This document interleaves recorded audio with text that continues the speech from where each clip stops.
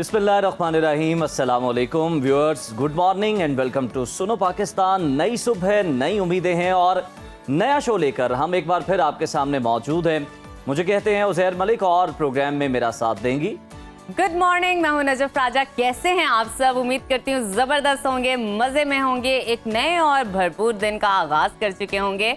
नाजरीन, सुनो पाकिस्तान की हमेशा से कोशिश होती है कि अपने नाजरीन को हर उस लम्हे और बदलती सूरत हाल से आगाह किया जाए जो मुल्क में चल रही है। तबसरे और तज़िये भी होते हैं, हेल्थ टिप्स भी होती हैं और इंटरेस्टिंग इन्फॉर्मेशन भी आपके साथ शेयर करते हैं और आपको हर उस खबर से बाखबर रखते हैं जिसके बारे में आप जानना चाहते हैं। हमारे आज के शो में भी आपके लिए बहुत कुछ है और अगर आप भी हमारे शो का हिस्सा बनना चाहते हैं, आप पार्टिसिपेट करना चाहते हैं प्रोग्राम में, तो अपना फीडबैक भी आप हम तक पहुंचाएं। हमारे सोशल मीडिया अकाउंट्स पर जाएं, उन्हें लाइक करें, सब्सक्राइब करें और नई बात अगर आपको सीखने को मिले, जो कि ऑब्वियसली आपको मिलती है, तो उसे अपने दोस्तों और रिश्तेदारों के साथ जरूर शेयर करें। आइए प्रोग्राम का बाकायदा तौर पर आगाज करते हैं और हमेशा से स्टार्ट हम लेते हैं वेदर अपडेट से। आपको बताते हैं कि मुल्क के मुख्तलिफ इलाकों में मौसम कैसा चल रहा है। आइए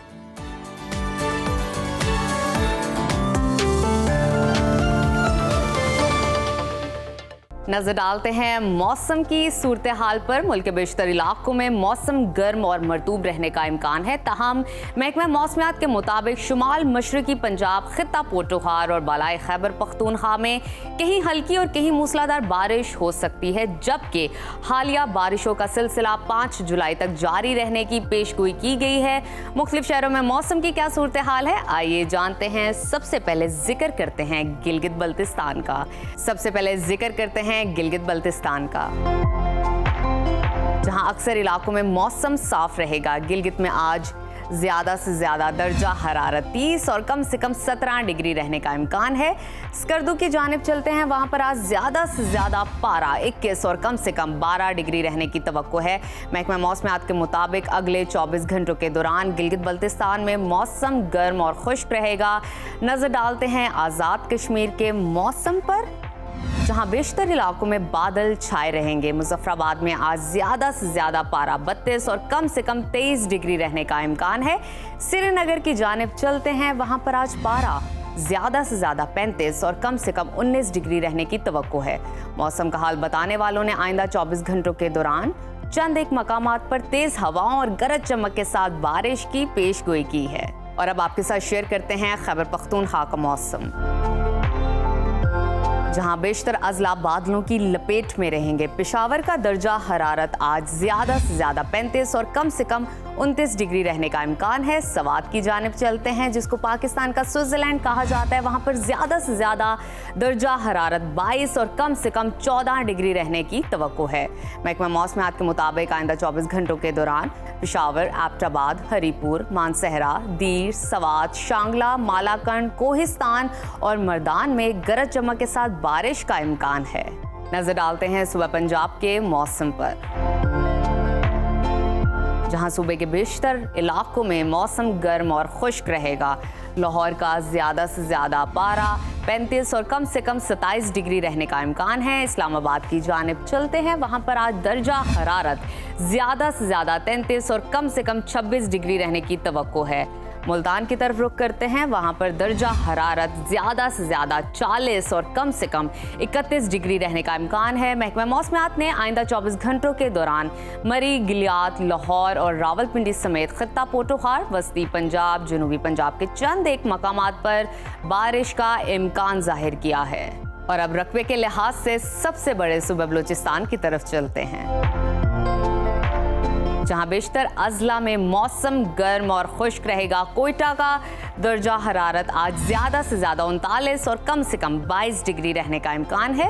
महकमा मौसमियात के मुताबिक आइंदा 24 घंटों के दौरान मूसा खेल, बारखान, खुजदार, कल्लात, मस्तोंग और गिरदो नवाब में तेज हवाओं के साथ बारिश हो सकती है। और आखिर में हमेशा की तरह तज़किरा करते हैं वादी महरान का, यानी कि सूबा सिंध के मौसम का, जहां सूबे के बेशतर अजला में मतला साफ रहेगा। शहर कायद कराची का जिक्र करें तो वहां पर ज्यादा से ज्यादा दर्जा हरारत 34 और कम से कम 29 डिग्री रहने का इम्कान है। हैदराबाद की जानिब चलते हैं, वहां पर पारा आज ज्यादा से ज्यादा 37 और कम से कम 28 डिग्री रहने की तवक्को है। महकमा मौसमियात के मुताबिक आइंदा 24 घंटों के दौरान बेशतर शहरों में मौसम गर्म और खुश्क रहने का इम्कान है।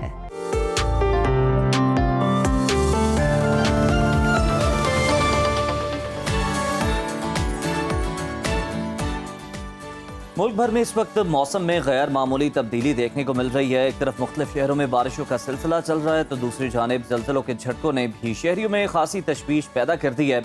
जुड़वा शहरों में शदीद बारिशों के बाद रावलपिंडी में रेन इमरजेंसी नाफिज कर दी गई है, जबकि महकमा मौसमियात ने 5 जुलाई तक कई शहरों में मजीद तेज बारिशों की पेशगोई की है। कराची में मानसून का दूसरा स्पेल 5 जुलाई से असरअंदाज होने का इम्कान जाहिर किया जा रहा है। इसके साथ साथ आपको बताते हैं हैरान कुन और परेशान कुन पहलू ये है कि शदीद बारिशों के साथ साथ मुल्क के मुख्तलिफ इलाकों में ज़लज़ले के झटके भी मुसलसल महसूस किए जा रहे हैं। गुज़िश्ता रोज़ लाहौर समेत पंजाब के मुख्तलिफ शहरों में ज़मीन लरज़ उठी, जबकि इससे पहले खैबर पख्तूनख्वा, बलोचिस्तान और हालिया हफ्तों में कराची भी मुतादिद बार ज़लज़ले के झटकों की लपेट में आ चुका है। इन गैर मामूली मौसमी और ज़मीनी तब्दीलियों ने माहिरीन को चौंका के रख दिया है। मानसून बारिशों का सिलसिला मजीद कब तक जारी रह सकता है और किन किन इलाकों में मूसलाधार बारिशें हो सकती हैं, मुल्क के मुख्तलिफ हिस्सों में ज़लज़ले के झटकों की वजूहात क्या हैं, इसी पर बात कर लेते हैं। हमें ज्वाइन किया है डॉक्टर ज़हीर अहमद बाबर साहब जो हैं इस वक्त हमारे साथ मौजूद हैं।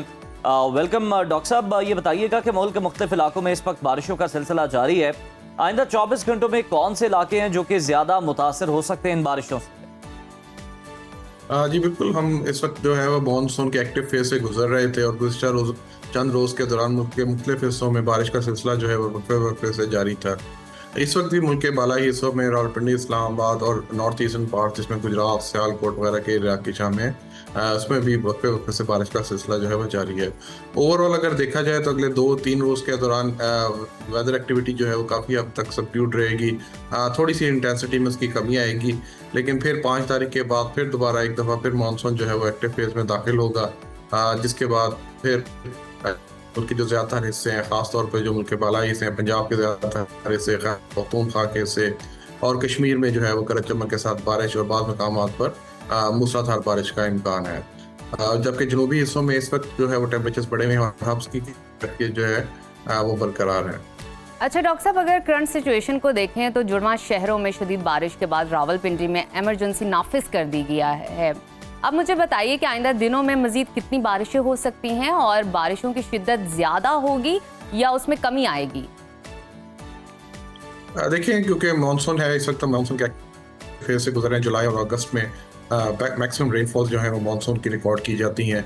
मानसून जहाँ पे एक पॉजिटिव इम्पैक्ट लेके आता है, वाटर अवेलेबिलिटी बेहतर होती है, सब सरफेस वाटर जो है बेहतर होता है, रिजर्वायर्स रिचार्ज हो जाते हैं और रिवर फ्लोज जो हैं वो बेहतर हो जाते हैं, तो ओवरऑल वाटर अवेलेबिलिटी बेहतर। लेकिन उसके साथ चंद हैजर्ड्स भी वाबस्ता है मानसून रेन्स के साथ, जिसमें फ्लैश फ्लडिंग है और पिछले 4 सालों से हम देख रहे हैं कि एब्रन फ्लडिंग भी है, क्योंकि मानसून रेनफॉल्स के अंदर जी शॉर्ट पीरियड में इंटेंस रेनफॉल होती है। कराची है, हैदराबाद है, इस रावलपिंडी, इस्लामाबाद है, इनके अंदर फिर क्योंकि short period of time extensive rainfall होती हैं तो उसमें हम अर्बन फ्लडिंग के चांसेस को इग्नोर नहीं कर सकते।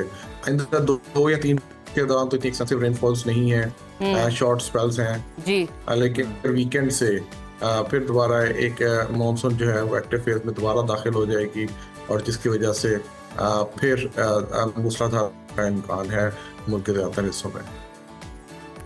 बिल्कुल ठीक, बहुत शुक्रिया डॉक्टर साहब आपकी मौजूदगी का।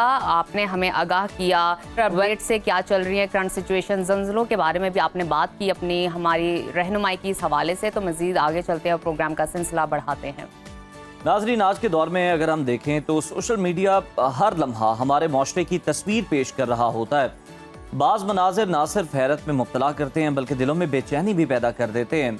ऐसा ही एक मंजर हाल ही में वायरल हुआ जब पंजाब के साबिक वज़ीर आला मियां मंजूर अहमद भट्टू की एक वीडियो सामने आई, जिस पे वो अपने एक दोस्त की नमाज जनाजा एसी वाली गाड़ी में बैठकर अदा करते नजर आए, जबकि दूसरे तमाम अफराद सख्त गर्मी में बाहर खड़े। और ये वीडियो सोशल मीडिया पर आते ही अवामी रद्द-ए-अमल का तूफान आ गया। कुछ अफराद ने इसे तकब्बुर, सियासी बरतरी और अशराफी सोच की इलामत करार दिया, जबकि कुछ लोगों ने मुमकिन सेहत या उम्र की मजबूरी का दिफा किया, मगर असल सवाल ये है क्या इस्लाम हमें इजाज़त देता है कि हम नमाज जनाजा जैसे अहम और हसास और इज्तिमाई अमल में किसी दुनियावी आराम को फौकियत दें? और इसी हवाले से बात कर लेते हैं। आज के सेगमेंट में हमारे साथ मौजूद हैं, नमाज जनाजा के अदब के बारे में बात करेंगे और गेस्ट हैं मुमताज़ स्कॉलर मुफ्ती बहराम कादरी साहब। बहुत शुक्रिया आपके वक्त का। सर, सबसे पहले इस वीडियो के हवाले से बात करेंगे। बताइएगा, ये जो वीडियो सोशल मीडिया पर वायरल हो रही है जिसमें साबिक वज़ीर आला मंजूर भट्टो साहब को गाड़ी में बैठकर नमाज जनाजा पढ़ते देखा गया है और वीडियो आपकी नज़र से भी डेफिनेटली गुजरी होगी, क्या कहेंगे इस बारे में? बिस्मिल्लाहिर्रहमानिर्रहीम। सबसे पहले तो बहुत शुक्रिया कि आपने एक अहम मौजू के ऊपर गुफ्तगू करने के लिए मदद किया, और साथ ही साथ खिराब तहसीन पेश करूंगा आपको भी, आपके इदारे को भी, कि आपकी हमेशा की तरह ये कोशिश होती है कि इस्लामी नुक्ते निगाह से गैर जानिबदार गुफ्तगू की जाए और हक़ाइक़ को सामने लाया जाए। और इस पुरफितन दौर के अंदर जहाँ पे हर शख्स अपनी ज़ाती राय को तरजीह देता है, वहाँ पर अगर कोई इदारा अपनी ज़ाती राय को तरजीह देने के बजाय शरीयत को तरजीह दे तो यकीनन ये लायक तहसीन और काबिल तकलीफ।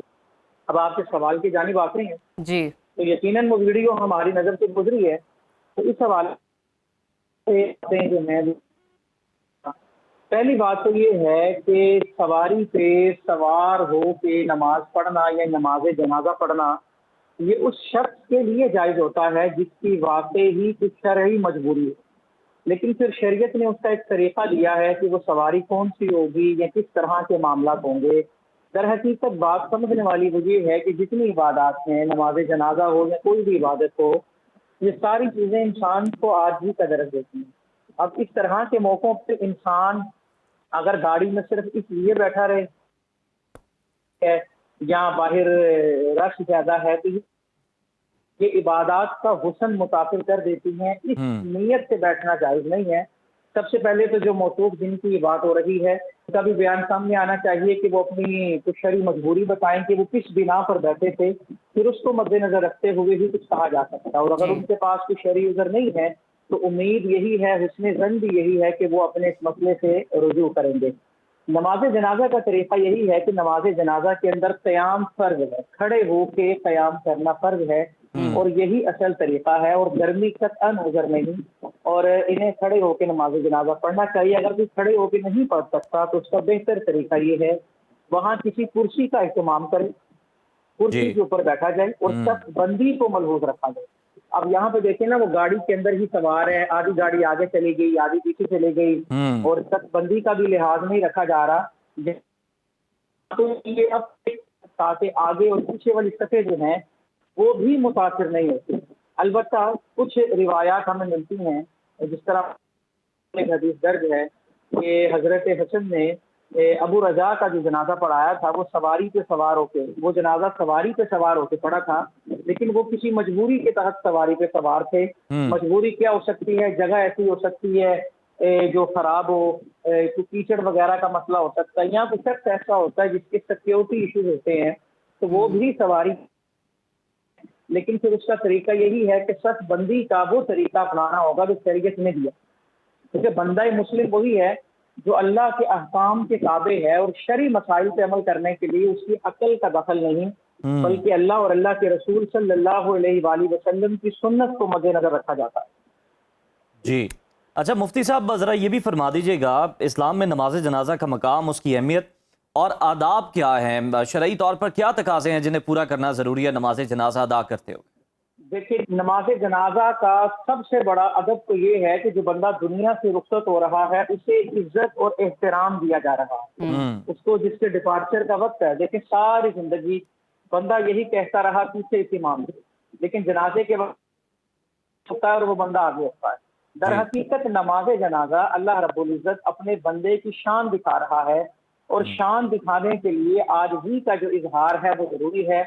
और नमाज जनाजा में शामिल होने की नीयत ये होती है कि अल्लाह रब्बुल इज्जत जो हमारा भाई दुनिया से रुखसत हुआ उसकी भी मग़फ़िरत फरमाए, और जनाजे में शामिल होने वाले अपनी आखिरत को भी याद रखें और उन्हें अपनी बेफिक्र हो। और यहाँ पे मैं ये भी अर्ज कर दूं कि हमें अब खुद जज नहीं करना चाहिए कि किसने तकब्बुर की नीयत की है या नहीं की।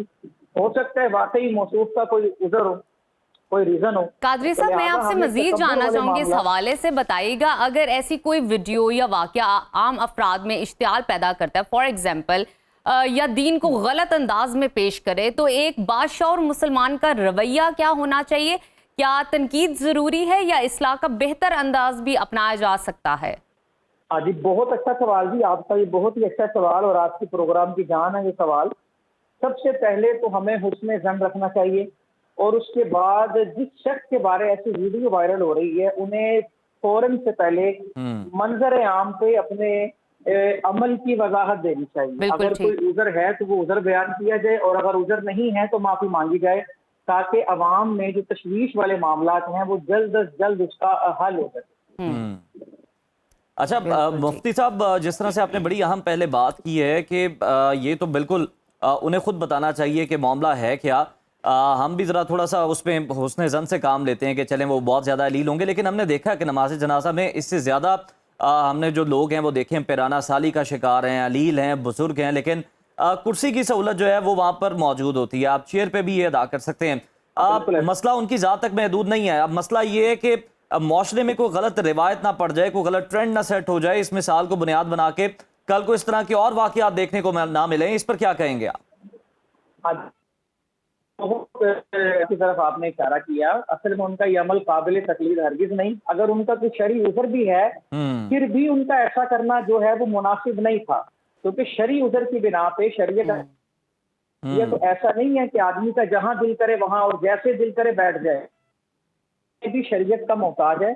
उसका तरीका यही है कि जो लोग खड़े हुए हैं उनके साइड पे वो खड़े होंगे और वो भी किसी कुर्सी के ऊपर, और अगर कुर्सी नहीं है और कोई मामलात हैं तो उनको चाहिए वक्ती तौर पर आलिम दीन से रुजू करें और उनकी रहनुमाई में सारा मसला रख के उससे रोशनी लें, और बाद में अगर वो कोई बयान देते हैं अपना तो उस आलिम का हवाला देते शरई रहनुमाई लेती, यानी कि अब खुद अपनी मनमानी करने की इजाजत दीन किसी को भी नहीं देता। बिल्कुल, दीन मनमानी करने की इजाजत नहीं देता, और ऐसा सिर्फ कोई बड़ा शरई आपका उज़र ही इसकी इजाजत है दीन में। और साथ ही ये बड़ी अहम बात है कि जिनकी ये वीडियो है साबिक वज़ीर आला पंजाब मंजूर भट्टू साहब की, उनकी जानिब से भी जो इस मामले पर बयान आना बड़ा ज़रूरी है, क्योंकि सोशल मीडिया पर बहुत ज़्यादा डिबेट चल रही है। कोई हक में बात कर रहा है, लेकिन ज़्यादातर हम देख रहे हैं कि तनकीद कर रहे हैं, मुखालिफ कर रहे हैं इस अमल के हवाले से। और हम भी मंजूर भट्टू साहब से जो है वो राब्ता करने की कोशिश कर रहे हैं। अब वो चाहें तो हमारा प्लेटफॉर्म हाजिर है, वो आकर अपना मौके यहाँ पर बयान कर सकते हैं। मुफ्ती साहब आपका शुक्रिया। एग्जैक्टली, अगर आपने ऐसा अमल किया भी है तो स्क्रीन पर आके सोशल मीडिया के थ्रू या मेन स्ट्रीम मीडिया पे आके इस चीज़ को जस्टिफाई कीजिए कि आपने क्यों किया, वजह क्या थी। डेफिनेटली कोई ना कोई पीछे वजह ज़रूर होगी। तो इसी के साथ लेते हैं नाजरीन एक छोटी सी ब्रेक। आपने कहीं नहीं जाना, देखते रहिए सुनो Pakistan. Welcome back. Social media के इस दौर के अंदर दुनिया वाकई एक ग्लोबल विलेज बन चुकी है, जहां सरहदें सिर्फ नक्शे पर ही बाकी हैं और दिल की राहें बराह रास्त व्हाट्सएप, फेसबुक और इंस्टाग्राम से होकर गुजरती हैं। माजी में भी हमने कई ऐसी कहानियां देखी जहां बैरून मुल्क रहने वाली खवातीन ने पाकिस्तानी नौजवानों से सोशल मीडिया पर राब्ता किया, इस्लाम कबूल किया और पाकिस्तान आकर निकाह कर लिया। अमरीका, बरतानिया, जर्मनी, जापान और रूस तक से खवातीन शादी के लिए पाकिस्तान आई। इनमें से कुछ ने कामयाब अज़दवाजी जिंदगी का आगाज किया, जबकि बाज़ वाक़यात में तनाज़ात और वापसी की खबरें भी सामने आई। अब एक और खूबसूरत मगर हैरान कुन कहानी सामने आई है। 47 साल अमरीकी खातून मेंडी ने सोशल मीडिया के जरिए अपरदीर के रिहायशी साजिद अली से दोस्ती की, हाल ही में पाकिस्तान आके इस्लाम कबूल किया और एक सादा तकरीब में इनसे शादी कर ली। इस्लाम कबूल करने के बाद मिंडी ने अपना नाम जुलेखा रखा और मकामी रवायात के मुताबिक दुल्हन बनी। सोशल मीडिया पे इनकी तस्वीर और वीडियो तेज़ी से वायरल हो रही है और सार्फिन इस कहानी को बड़ी इंटरेस्टिंग अंदाज में देख रहे हैं और अपने जज्बात का इजहार भी कर रहे हैं। इस कहानी का आगाज कब और कहां से हुआ और फेसबुक पर होने वाली ये खूबसूरत बंधन में कैसे तब्दील हुई, तमाम तफसीलात जानेंगे दीर से हमारे नुमाइंदे मेहरान खान से। मेहरान, सबसे पहले तो हमें ये बताएं कि जुलेखा और साजिद की इस खूबसूरत कहानी का आगाज किस तरह से हुआ और किन मराहिल से गुजरती हुई ये शादी जो है ये अंजाम पाई। जी बिल्कुल सर, दीर बाला की रिहायशी नौजवान साजिद ज़ेब की मोहब्बत में गिरफ्तार अमेरिका लड़की ने इस्लाम कबूल करके शादी कर ली। साजिद ज़ेब की आबाई इलाके में जश्न का समा था, लोगों ने तहाइफ का अंबार लगा दी। दीर बाला की नवाही इलाके सदीक़ई बांडा उशेरदा से ताल्लुक़ रखने वाला नौजवान साजिद ज़ेब की सोशल मीडिया अमेरिका खातून से दोस्ती हो गई, सोशल मीडिया के ज़रिए दोस्ती हो गई और सदिक़ई बांडा उशेरई दरा पहुंच गई। साजिद ज़ेब और अमेरिका खातून शादी के बंधन में बन गई और गुज़श्ता रात साजिद ज़ेब के आबाई इलाके सदिक़ई बांडा उशेरई दरा पहुंच गई।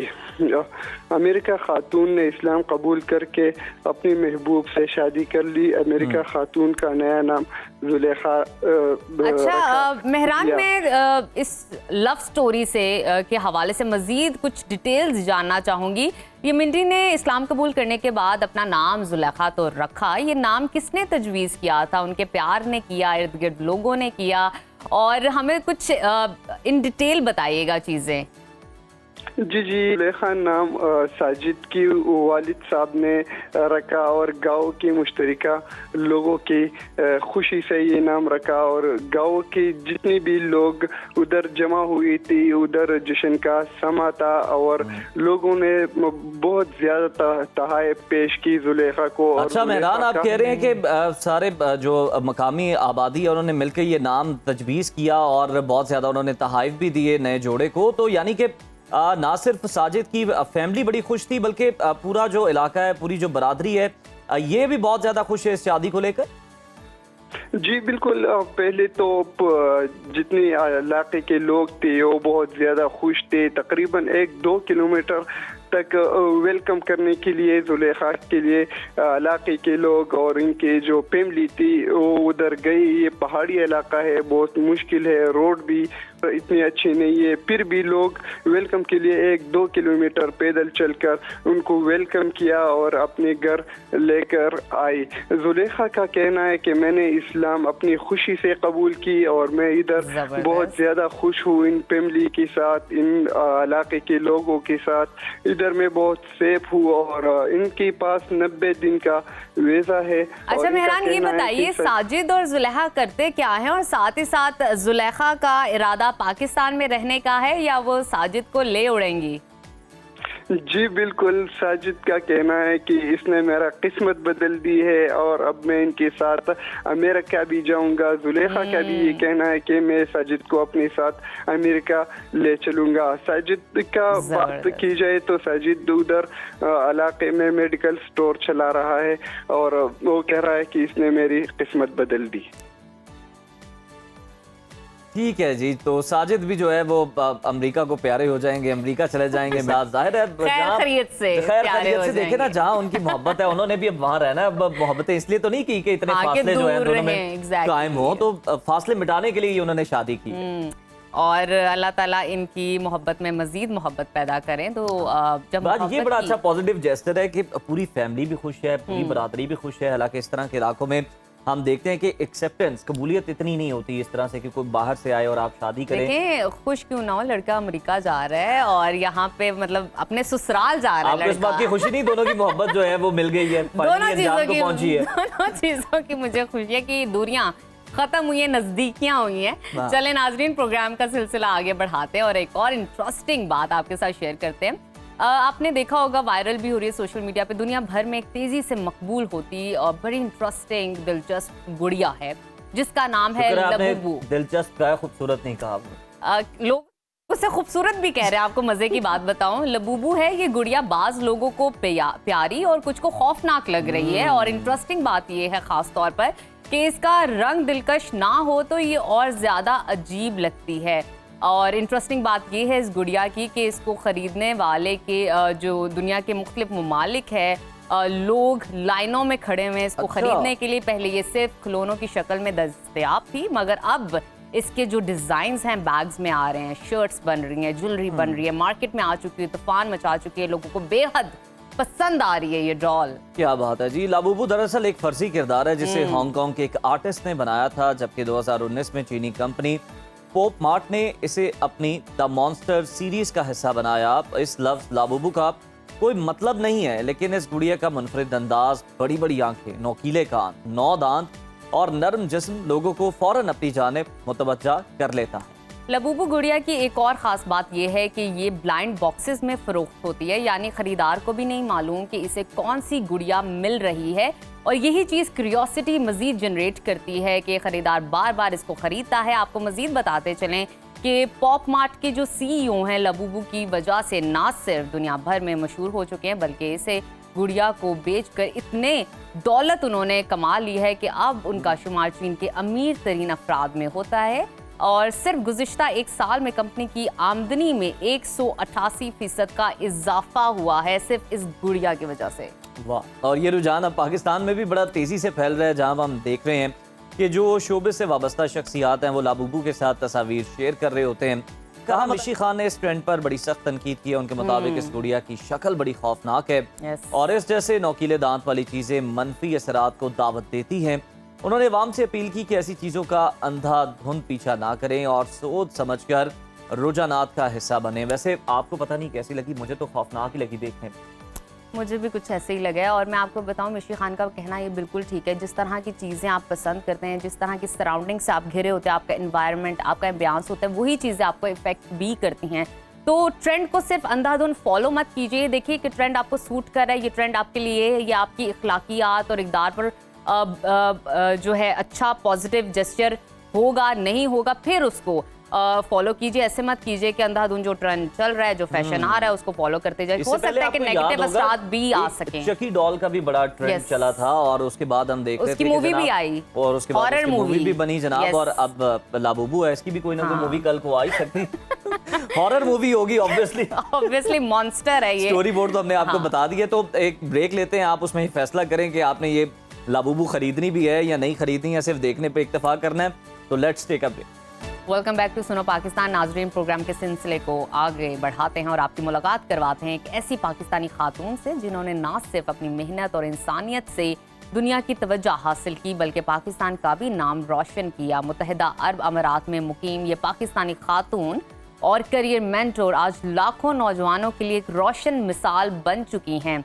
वो गुज़िश्ता कई बरसों से दुबई समेत खलीजी ममालिक में मुकीम पाकिस्तानियों की मुफ्त करियर काउंसलिंग कर रही है, गाइडेंस दे रही हैं, तालीम और रोज़गार के हवाले से रहनुमाई और ज़िंदगी में बेहतरी के लिए अमली मशवरे भी देती हैं।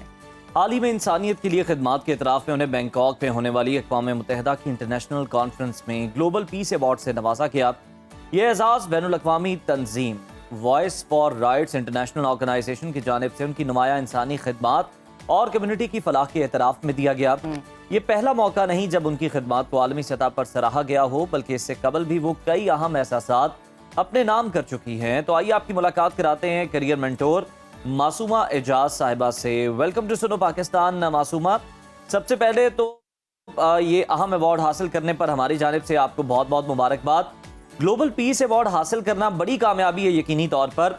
इस एजाज तक पहुंचने के लिए, इसको हासिल करने के लिए आपका सफ़र कैसा था और काम के मुतालिक भी ज़रा तफसील से बताइए कि ये होता क्या है और इसके क्या फ़ायदे हैं, ताकि हमारे आम जो नाजरीन है वो भी इसकी अहमियत को जान सकें। अस्सलाम वालेकुम। पहले बहुत शुक्रिया कि आपने जो है मुझे ये मौका दिया यहाँ पर सबके सामने आके बात करने का, ताकि सबको पता चले इस बारे में। मैं यहाँ पर जो है यूएई में पिछले 15 साल से हूँ और ये स्टार्ट ऐसे हुआ था कि मैं खुद जब यहाँ पे जॉब के लिए आई थी तो तब मुझे रियलाइज़ हुआ कि जो हम पिक्चर बाहर से देखते हैं दूसरे मुल्क से या हम बैठे हुए बाहर यूएई से, तो वो वैसे नहीं होती। यहाँ बहुत कम्पेटिटिव मार्केट है, बहुत ज़्यादा स्ट्रगल की रिक्वायर्ड होती है। तो तब मैंने जब खुद मुझे एक बहुत अच्छी मल्टीनेशनल कंपनी में जॉब मिल गई, देन आई रियलाइज कि अब मुझे लोगों की हेल्प करना चाहिए जिनको बिल्कुल कुछ नहीं पता। तो तब से मैंने ये स्टार्ट किया था और मैं काफ़ी सालों से कर रही हूँ ये काम। तो इसमें यह है कि लोग जब यहाँ पर आते हैं तो वो कोई ग्राउंड वर्क या अपना हार्ड वर्क करके नहीं आते, तो मैं फिर उनको गाइड करती हूँ। उनकी इंटरव्यू से रिलेटेड हो गया, CV से रिलेटेड हो गया, उनकी फील्ड से रिलेटेड हो गया। तो ये गाइडेंस फिर जो है इस तरह चलती है जब तक उनको ऑफर लेटर या जॉब नहीं मिल जाती। अच्छा मासूम, देखा जाए करियर काउंसलिंग या स्टूडेंट काउंसलिंग गाइडेंस ये अपने आप में बहुत चैलेंजिंग चीज़ है, क्योंकि आप स्टूडेंट से तब मुखातिब होते हैं जब वो कन्फ्यूजन का शिकार होता है अपनी तालीम को लेके, अपने करियर को लेके और भी बहुत सारे मसाइल को लेके। कितना चैलेंजिंग आपने महसूस किया और ऐसे कौन से सवालात हैं जो आपको खुद भी मुश्किल लगे स्टूडेंट को समझाते हुए, उनका जवाब देते हुए? मेरे से तो खैर प्रोफेशनल और स्टूडेंट्स दोनों ही कांटेक्ट करते हैं, लेकिन मेरी कोशिश होती है कि हर एक को पर्सनलाइज्ड मैं गाइडेंस दे जी। सकूं उसकी फील्ड के मुताबिक, उसकी सिचुएशन के मुताबिक। तो जो भी मुझे कांटेक्ट करता है अपनी सिचुएशन को लेके, तो मेरी पूरी कोशिश होती है कि उसको उसकी सिचुएशन के मुताबिक, उसके रिसोर्सेज के मुताबिक मैं उसको गाइड कर सकूं। उसकी करियर से उसका क्या उसके लिए पॉसिबिलिटी है, किसमें उसका इंटरेस्ट है, क्या उसकी एक्सपर्टीज है, तो उसके मुताबिक मैंने हमेशा गाइड किया है। और चैलेंजिंग तो डेफिनेटली ये होता है, क्योंकि हर एक का अपना एक माइंड सेट Yes, होता है। बिल्कुल। आप उसके माइंड को सेट के मुताबिक आप उससे जब बात करते हो, उसको गाइड करते हो और उसको लेके चलते हो आगे। तो बाकी ये है कि जब आप गाइड करने में कोई होता है, तो डेफिनेटली जो आपको गाइडेंस मिल रही होती है, आप डेफिनेटली उसको लेके चलते हो आगे। बिल्कुल मासूमा, ये आपने बड़ी आम बात की है कि आप उनका माइंडसेट देख रहे होते हैं, उनके रुझानात देख रहे होते हैं, उनका इंटरेस्ट देख रहे होते हैं, उसके मुताबिक आप स्टूडेंट हो या कोई भी करियर में आगे बढ़ना चाहता है, तो यकीनन एक रहनुमा होना बड़ा ज़रूरी है और जो कि बेहतर तरीके से रहनुमाई कर सके, फिर आप सब कुछ अचीव कर सकते हैं। ये बता दें कि अब तक कितने लोग जो हैं वो आपसे इस्तेफादा कर चुके हैं, कितने लोगों को आप करियर में मदद फराहम कर चुकी हैं, और जो लोग आपसे रहनुमाई लेना चाहते हैं आपसे कैसे कॉन्टैक्ट कर सकते हैं? मैं तो अब इस टाइम मैंने कोई काउंटिंग नहीं की। मैं पिछले तकरीबन आप समझ लो 10-15 ईयर से कर रही हूँ, तो थाउजेंड्स की तादाद बहुत ज्यादा लोगों की होगी। जबरदस्त। मुझसे राब्ता जो है वो लिंक्डइन के थ्रू कर सकते हैं। मासूमा इजाज के नाम से मेरा लिंक्डइन है। इंस्टाग्राम मेरा आई एम मासूमा इजाज के नाम से है। आप मुझे वहाँ पर कोई भी कांटेक्ट कर सकता है। मैं उसको प्रॉपर गाइडेंस देती हूँ, प्रॉपर उसका जो है जो भी उसकी फील्ड होती है उसके मुताबिक मैं उसको गाइड करती हूँ। So definitely, I'm open for everybody. Anyone can contact me for their situation, for their jobs and careers. बिल्कुल ठीक है मासूमिया, बहुत शुक्रिया आपकी मौजूदगी का। आप स्टूडेंट के हवाले से काम करती हैं, उनको गाइडेंस देती हैं। जाहिर बात है स्टूडेंट की एज उस तरह की होती है जब वो यूनिवर्सिटी और करियर के बीच में कहीं ना कहीं फंस जाता है, उसको समझ नहीं आता मुझे क्या पैशन को फॉलो करना चाहिए, स्किल को फॉलो करना चाहिए।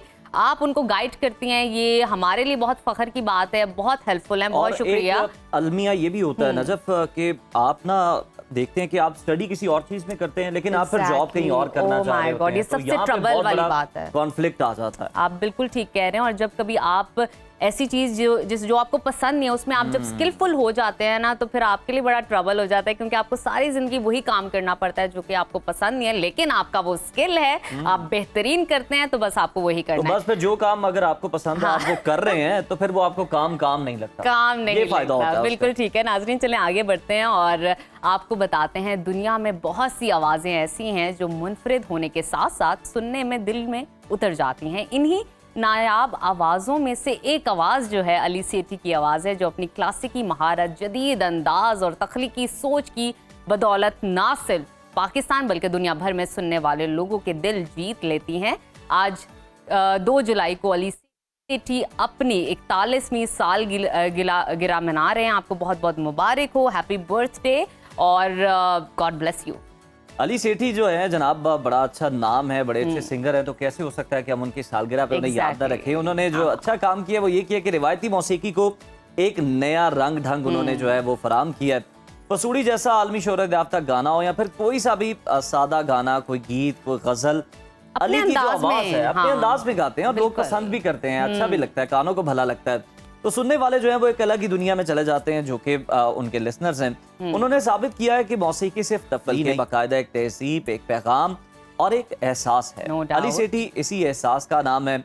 हमारी पूरी टीम की जानिब से अली को सालगिरह की बहुत बहुत मुबारकबाद। तो देखिए सिर्फ वो गाते नहीं हैं, अगर आपने नोटिस किया हो, बॉडी लैंग्वेज, परफॉर्मेंस, अंदाज, एक्सप्रेशन, अदायगी, हर चीज में कमाल है। और यही मेरे ख्याल में बेस्ट परफॉर्मर का अंदाज होता है कि जब आप अपने लिरिक्स को एक बॉडी लैंग्वेज के साथ मैच करते हुए परफॉर्म करते हैं, तो ये सब पाई जाती है। तालमेल है ना, ये बड़ा खूबसूरत है। इससे लोग आपके ज्यादा गर्विदा होते हैं। कुछ लोग जो है वो आपकी ज्यादातर जो है वो आपकी सिंगिंग के फैन होते हैं, लेकिन कुछ जो है वो आपकी परफॉर्मेंस से भी आपको जज कर रहे होते हैं, बिल्कुल उसे आपको पसंद करना शुरू कर देते हैं। तो जनाब हम तो इसी तरह ये चाहेंगे कि जो उनका करियर है इसी तरह शानदार तरीके से चलता रहे और उनके गानों में कोई ब्रेक ना आए, लेकिन हम यहाँ पर एक ब्रेक शामिल करते हैं। स्टे विद अस, हमारे साथ रहिए। कुछ मुल्की हालात पर बात हो जाए तो मखसूस नशिस्तों पर अदालती फैसले के बाद कानूनी और सियासी महाज पर गर्मा गर्मी देखने में आ रही है। मखसूस नशिस्तों के फैसले के बाद वफादारियां तब्दील होने के खदशे के पेश नज़र तहरीक इंसाफ की जानिब से बड़ा फैसला किया गया है और PTI की पार्लिमानी पार्टी ने तमाम अरकान असम्बली को आज इस्लामाबाद तलब कर लिया, जहां पीटीआई और आज़ाद अरकान से वफादारी का हल्फ लिए जाने का इम्कान है। इसके साथ साथ पीटीआई ने एक बार फिर सड़कों पर आने का ऐलान कर दिया है। अलीमा खान ने अडियाला जेल के बाहर मीडिया से गुफ्तगू करते हुए बताया कि बानी पीटीआई ने पार्टी की आदत को 10 मुहर्रम के बाद हुकूमत के खिलाफ तहरीक चलाने की हिदायत कर दी है और जल्द ही इस हवाले से आइंदा कलाहे अमल जो है उसका ऐलान भी कर दिया जाएगा। अलीमा खान ने इल्ज़ाम लगाया कि 26वीं तरमीम के नताइज आना शुरू हो गए हैं, तमाम इदारों को कंट्रोल किया जा रहा है, अब 27वीं तरमीम लाई जा रही है, बानी पीटीआई को माइनस करने की कोशिश की जा रही है। इससे बेहतर है कि बादशाहत का ऐलान कर दें। तहरीक इंसाफ में एक तरफ एहतजाज की तैयारियां हो रही हैं तो दूसरी तरफ लाहौर जेल में कैद पीटीआई की क़यादत की जानिब से एक बड़ा फैसला सामने आ रहा है। लाहौर जेल में कैद डॉक्टर यास्मीन राशिद, शाह महमूद कुरैशी, उमर सरफराज चीमा, महमूद रशीद और एजाज चौधरी के दस्तखत से जारी मुश्तरका बयान में मुज़ाकरात की अपील की गई है और कहा गया है कि सियासी क़यादत और मुक़तदरा सतह पर मुज़ाकरात होने चाहिए और आगाज़ के तौर पर सियासी बुनियादों पर मुज़ाकरात किए जाए। पीटीआई के लाहौर में कैद रहनुमाओं को इसका हिस्सा बनाया जाए। मुज़ाकराती कमेटी की तकर्री के लिए पीटीआई तक रसाई को आसान बनाया जाए। इसी तमाम तर सूरत-ए-हाल पर बात कर लेते हैं। हमारे साथ मौजूद हैं सीनियर तज्ज़ियाकार आमिर इलियास राना साहब। बहुत शुक्रिया आमिर साहब आपके वक्त का। सर, पीटीआई ने एक बार फिर सड़कों पर आने का ऐलान कर दिया, हम देख रहे हैं, और बानी पीटीआई ने 10 मुहर्रम के बाद तहरीक चलाने की हिदायत की है। अलीमा खान ने बाकायदा ऐलान किया। इस बार पीटीआई की ये तहरीक कितनी मौसर साबित होगी और क्या अब उनके पास सड़कों पर आने के अलावा कोई ऑप्शन बचा था? देखिए, मेरा ख्याल है हमने भी ना बहुत ज़्यादा इसको कर लिया है मीडिया के ऊपर कि पता नहीं वो क्या तहरीक चलाएंगे। जब चलेगी तो आप और मैं देख लेंगे। उनकी आपस में जुतियों में दाल बट रही है। सूबाई सदर ताना दे रहे हैं वज़ीर आला को, साथ अमीर उसका नाम ले रहे हैं कि जनाब जुनैद अकबर का अपना वो कहते हैं मेरा काम नहीं हो रहा। शहराम तरकई और असद कैसर फंस गए हैं जलसा करा के। बैरिस्टर गौहर का ताना दिया उन्होंने, जवाब में बैरिस्टर सैफ ने उन्होंने कहा अगर तहरीक नहीं चलती, पार्टी नहीं चला सकते तो ओहदा छोड़ दो। तो ये तहरीक तो पहले ही सिर्फ केपी से चलती थी, चीफ मिनिस्टर को साइडलाइन किया, तो अब किसके जरिए तहरीक चलाएंगे? अब तो ये देखें कि जो उनकी अपनी पार्टी के रहनुमा पंजाब में हैं, शाह महमूद कुरैशी ने एक दफ़ा बरमला पब्लिकली आके कहा था कि कभी हमें भी पूछ लें, हम भी जेल में हैं। अब उन्होंने ख़त लिखा है। ये कसम पुरसी की हालत है एक सियासी पार्टी की, उनके गैर दानिशमंदाना सियासी फैसलों के नतीजे में। तो हम क्या तहरीक तवक्को करेंगे उनसे? अभी तो वो घर बैठ के तहरीक चला रहे थे, अभी 2 बहनें मिल रही हैं, उनके जरिए वो मैसेजेस दे रहे हैं। तो वो क्या किसके जरिए चलाएंगे? पंजाब में कौन मुतारिक होगा? ये वो सारे लोग हैं जो इमरान खान 25 मई 2022 को खुद निकले थे केपी से, तो तब लोग नहीं निकले थे। फिर वो वापस चले गए इस्लामिक टच देते हुए कासिम सूरी वाला, और उसके बाद से मुसलसल 26 नवंबर के बाद कितनी दफ़ा तहरीकें ऐलान हुई, पोस्टपोन हुई, अपोजिशन का अलायंस भी नहीं बना सके। और अब ताने देने की बारी आ चुकी है पूरी पीटीआई मौलाना फजलुर रहमान को हल्कान हो रही है ताने दे दे के। तो ये क्या तहरीक चलाएंगे ऐसे में? बिल्कुल ठीक है आमिर साहब, इस चीज़ को मजीद डिस्कस कर लेते हैं। तहरीक इंसाफ की पार्लिमानी पार्टी का आज इस्लामाबाद में अहम इजलास तलब कर लिया गया है, जहां अरकान से वफादारी का हल्फ लिया जाने का इम्कान है। आपको क्या लगता है कि पीटीआई के कितने अरकान वफादारियां तब्दील कर सकते हैं? हल्फ लिया हुआ चौधरी उस्मान शायद साहिवाल वाले, वो तो चले गए नून में। हल्फ लिए हुए इनके एमपीएस कई दफ़ा केपी से सेनेटर दूसरी पार्टियों के मुंतखब करा चुके, और अब जब भी इलेक्शन होंगे फिर आप तमाशा देखेंगी कि इन्हीं के लोग फिर लौटे होंगे, जिसको इमरान खान कह रहे थे कि ओपन बैलेट करा लें। और वो सुप्रीम कोर्ट के सारे जो बंदयालवी जो पंचायती सुप्रीम कोर्ट थी उनके जरिए चाहा था, और चीफ इलेक्शन कमिश्नर इम्बांगे दौल कहा कि जी आप लिख के ऑर्डर कर दें कि इसको ओपन कर दें, मैं कर दूंगा। आइन नहीं मानता, लिहाजा मैं आपकी बात जुबानी नहीं मानूंगा। तो वो लिख के ऑर्डर उन्होंने नहीं दिया था। तो फिर इनको चाहिए था अपोजिशन के साथ बिठा के बात करते और ओपन कर लेते, लेकिन उस वक्त वोट लेना मकसूद था। सादिक संजरानी को चेयरमैन सेनेट बनाया 34-36 वोटों से 64 के मुकाबले में। तो ये कब दावे कर सकते हैं कि हम बड़े शफाफ थे, हम लोटे नहीं खरीदते थे, हम ये काम नहीं करते थे? सारी सियासी जमातें अपने वक्त पे एक ही जैसा काम बिल्कुल, और ये बयानिया भी तो उस वक्त बनाया जाता था कि जनाब विकेट गिर गई, हमने विकेट गिरा दी, ऐसा कर लिया वैसा कर लिया। अपनी बारी तो है, अब कुछ और बातें की जा रही हैं, तावीलें पेश की जा रही हैं। सर, ये उस्मान साहब की जो आपने बात की, जो इन्होंने अपने हल्फ की खिलाफ वर्जी की, इनकी वीडियो भी मौजूद है सर, लेकिन इस पर जब सवाल किया गया बैरिस्टर गौहर साहब से, तो वो ये कहते हैं कि इन लोगों पर बहुत ज़्यादा दबाव है, वो अब बहुत कुछ फेस कर रहे हैं, उन पर बहुत ज़्यादा प्रेशर है, इस वजह से वो फैसले तब्दील कर रहे हैं और अपनी वफादारियां भी बदल रहे हैं, वरना वो ऐसा हरगिज नहीं करेंगे। आप देखेंगे कि कल को जब हालात चेंज होंगे तो ये पीटीआई का हिस्सा होंगे लोग।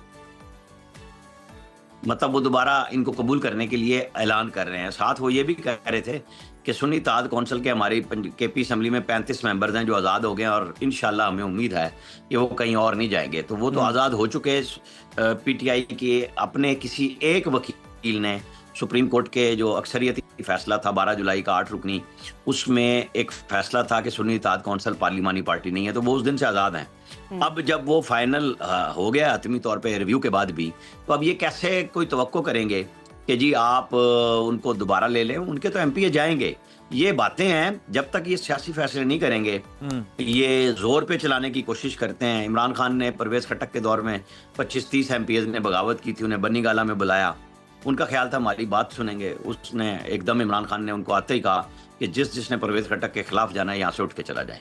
वो सारे चुप करके चले गए और उन्होंने जाके वोट फिर बेच दिया अपने, फिर उनको टिकट नहीं दिया इन्होंने। तो ये धौंस धांधली से नहीं, सियासी अमल से चलते हैं। आपकी सियासी बका सियासत के साथ चलती है। फिर आप उनको या तो वो रवैया ना दें कि आप धमका भी रहे हैं और फिर साथ कहते हैं चलें हालात बदलेंगे हम आपको ले लेंगे, तो फिर कौन ठहरेगा? अच्छा आमिर साहब, अगर हम दूसरी डोमेन में देखें तो एक तरफ तहरीक इंसाफ को असम्बलियों से बाहर किया जा रहा है, तो दूसरी तरफ राना सनाउल्लाह कहते हैं कि एहतजाज किया गया तो सख्त कार्रवाई की जाएगी। किसी भी सियासी जमात से निपटने के लिए क्या हम इसे हुकूमत का जमहूरी रवैया कह सकते हैं? देखें, एहतजाज हर बंदे का राइट है, सियासी जमात का नहीं। हर इंसान का हक है जो पाकिस्तान के आइन में मौजूद है, पाकिस्तान के अंदर मौजूद है और उसमें वो करता है। हुकूमत ने बहुत सख्तियां भी की हैं, लेकिन कमी पीटीआई ने भी नहीं छोड़ी। जो 9 मई वाला वाकया है उसके बाद और फिर 26 नवंबर पे जो इल्ज़ाम लगाया कि गोली क्यों चलाई, और फिर जाके साथ बैठते भी हैं, मुलाकात भी करते हैं, मुज़ाकरात का रास्ता भी ढूंढते हैं। फिर जब वो कहा जाता है कि हुकूमत से बात करो तो कहते हैं नहीं करनी, आपसे ही करनी है, यानी फौज से करनी है, तो वो नहीं कर रहे। तो ये फिर लड़ाई झगड़ा किसके साथ है? कौन सी जमहूरी जद्दोजहद है? देखें, ये करें ना, एहतजाज बिल्कुल करना चाहिए असम्बली में। पंजाब असम्बली में जब हद से ज़्यादा ये जाएंगे और उसके अंदर ऐसे नादेबा इशारे और गुफ्तगू करेंगे, तो फिर स्पीकर ने अपना वो इख्तियार इस्तेमाल किया जो पीटीआई की अपनी पंजाब असम्बली में यही काम दूसरों पे इस्तेमाल किया गया था। ये कोई नई बात नहीं हो रही, ये चौधरी परवेज इलाही ने भी की है और ये पूरी पीटीआई ने यही काम किया था पंजाब में। उस वक्त आपको याद होगा कि वो सियालवी साहब को लेके बुजदार साहब हर चौथे दिन बैठा करते थे। इनके कुछ एमपीएस जो नून के थे जो उधर चले गए थे। ये मैं आपको इसलिए बता रहा हूँ कि ये कोई आज पहली दफा नहीं हो रहा, इसलिए तो सबक नहीं ना सीखते कि बैठ के तय करें ना मामलात को। नहीं करते तो फिर यही कुछ होगा। अच्छा आमिर साहब, आपने पंजाब असम्बली की बात की है तो हम लाहौर की बात कर लेते हैं कि लाहौर में जो कैद हैं रहनुमा पाकिस्तान तहरीक इंसाफ के, वो ये मुतालबा कर रहे हैं, उन्होंने ख़त भी लिखा है कि बानी पीटीआई तक रसाई दी जाए, बातचीत का जो दरवाज़ा है वो खोला जाए। आपको लगता है कि इस मुतालबे पर गौर किया जा सकता है किसी न किसी सतह पर? ये पब्लिक अपॉलॉजी की तरह का एक मैसेज है प्रेस रिलीज की सूरत में। जैसे मैंने अभी कहा कि शाह महमूद ने तो कहा था हमें भी पूछ लो। अब वो चाह रहे हैं कि भाई तुम लोग अपनी जिद में फंस गए हो, हमें तो निकालो ना इस हिसाब से, हम तो वैसे कैद हैं। तो जाहिर है कैदियों की मुलाकात तो तब होगी ना जब आप एक मुफाहमत के बड़े अमल से गुजरने के लिए तैयार होंगे। आप इमरान खान अपनी पार्टी को इजाज़त देंगे कि वो हुकूमत के साथ जाके बातचीत करे, फिर सारे रास्ते बनेंगे। लेकिन जब अपनी तरफ से वो सारे रास्ते बंद कर चुके हैं तो फिर शहबाज शरीफ ने तो अब भी जाके बैरिस्टर गौर से कहा था कि बात करें और बातचीत से मसले हल होंगे। तो अब एक ये खत आ गया है, बैरिस्टर गौर उस बात को ऑन कर रहे हैं कि उन्हें शहबाज शरीफ ने ऑफर की है।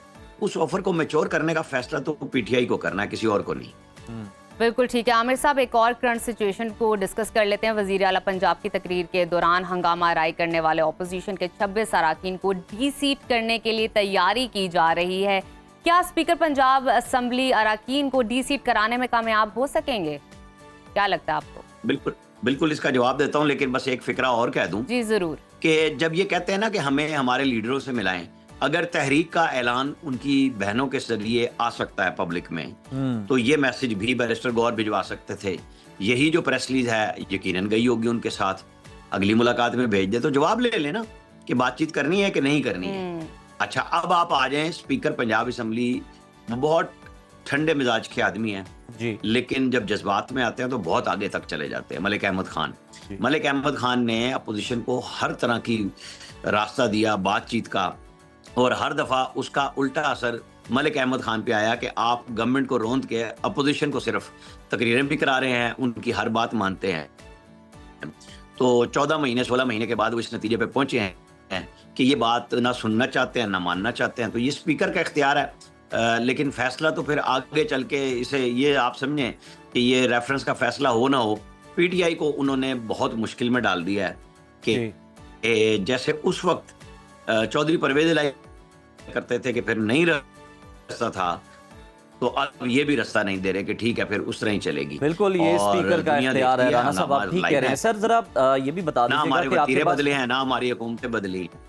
जी राणा साहब जरा ये भी बता दीजिएगा कि आपके पास ऑब्वियसली बड़ी इनसाइड स्टोरीज होती हैं, तो सर मुल्क में 27वीं तरमीम की बड़ी गूंज हम सुन रहे हैं, तो अब तो पार्लियामेंट में देख रहे हैं कि हुक्मरान इत्तेहाद को 2/3 अक्सरियत भी मिलती नजर आ रही है।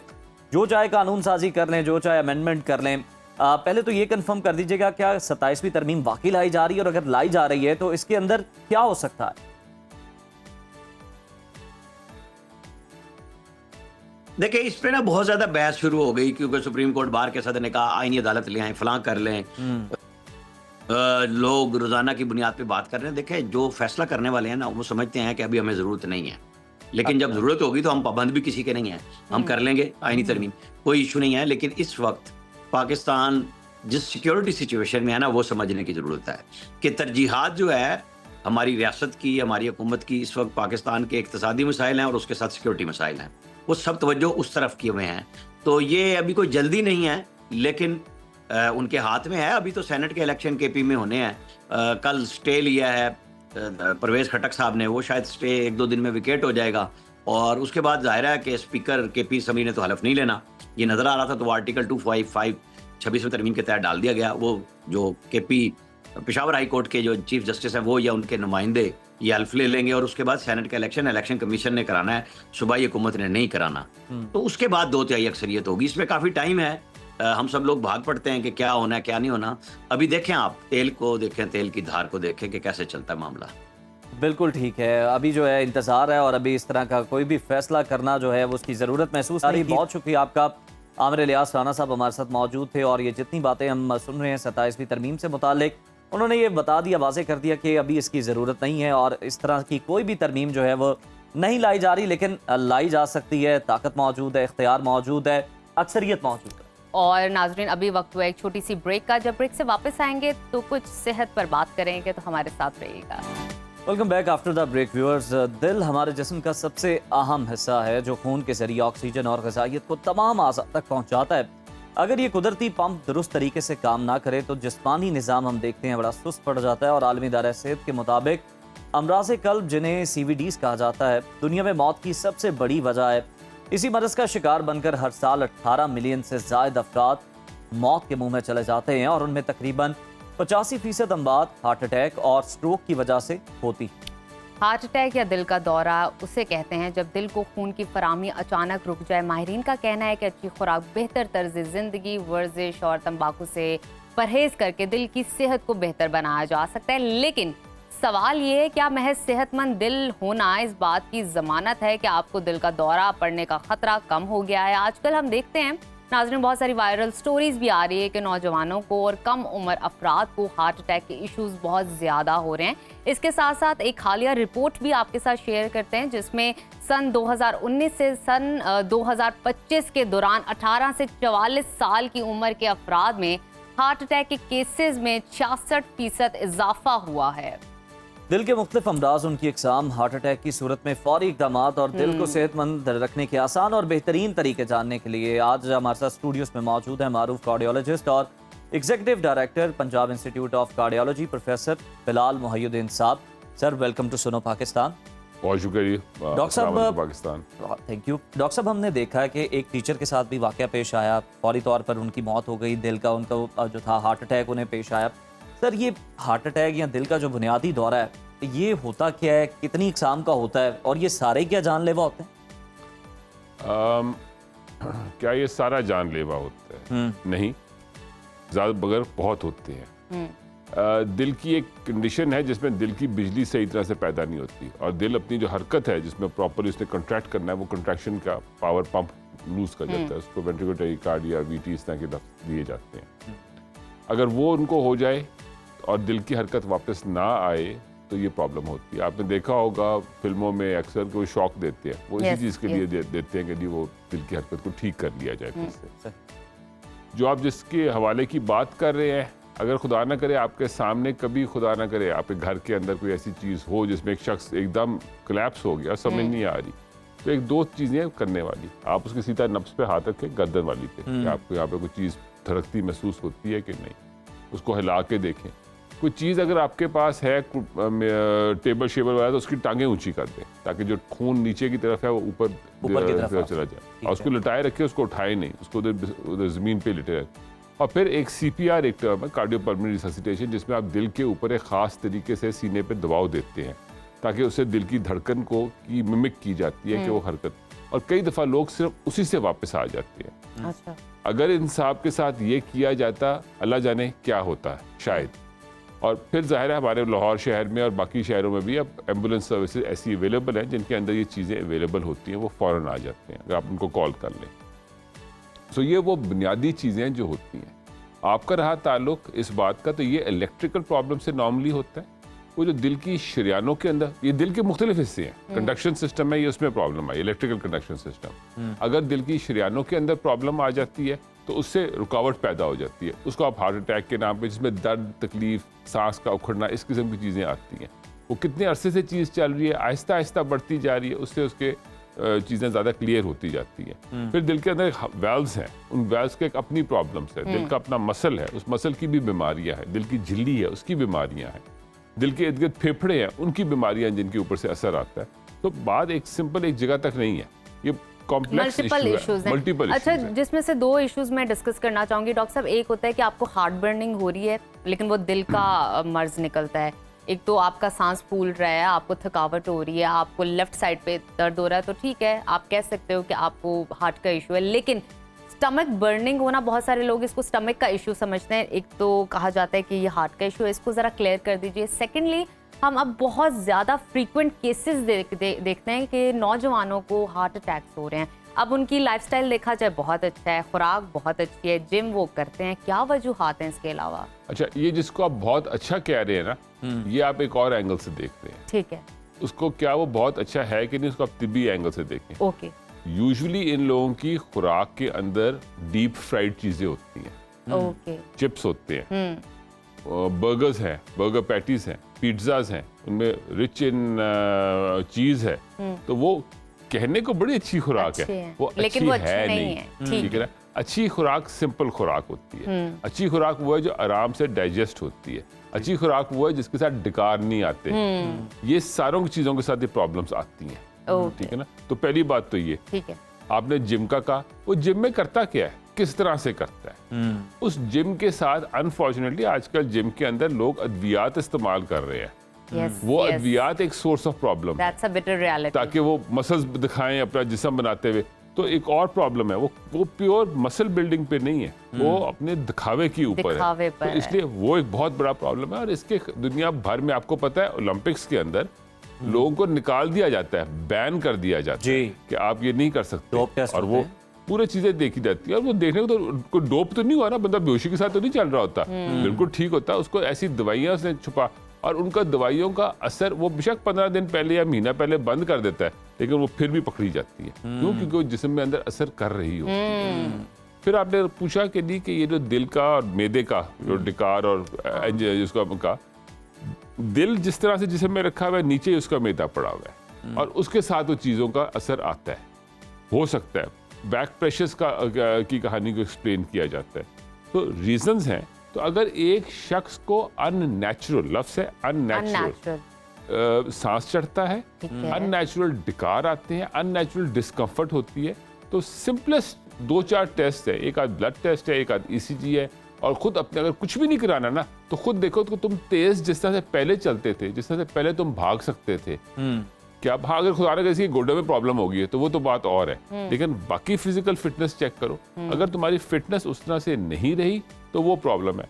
और आज हमारे माशरे के अंदर जो सबसे बड़ी जवानों के अंदर मुसीबत आई है, उसका नाम सिगरेट है और वेप है। ये वेप्स और सिगरेट्स ने हमारा बेड़ा गर्क करना शुरू किया है। लोगों का ये ख्याल है कि वेप को बड़ी सेफ चीज़ है, वो कहीं भी सेफ नहीं है, वो बहुत ही ज़्यादा खतरनाक है। आप ये देखिए वेप कितनी खतरनाक है कि अगर वो ऐसा कोई सेफ आइटम होता तो हवाई जहाज़ वाले उसको अलाउ करते, वो हवाई जहाज़ वाले अलाउ नहीं करते, ठीक है ना।